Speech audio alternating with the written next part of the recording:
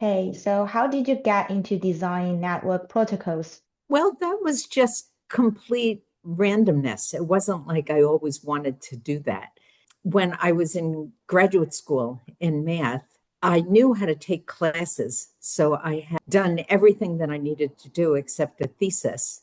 But then it was my responsibility to find an advisor. A few months after that, when an old friend said, "Are you enjoying grad school?" And I said, "No, I'm floundering now because I have no idea how to find an advisor and start on a thesis." He said, "Oh, come join our group." So at that point, I dropped out of grad school, and his group was designing the packet radio network. And a few years later, I got like the ideal job at the ideal time and place, which was designing how routing works for commercial networks. So before that, people had design networks, but it was largely researchy, small researchy things.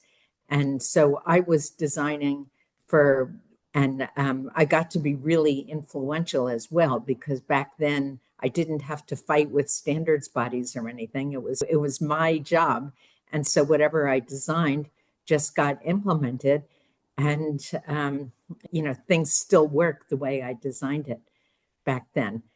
I did 10 years later decide to go back to grad school, and I did finish my PhD because at that point I didn't really need an advisor. I knew enough about networking to just be independent. So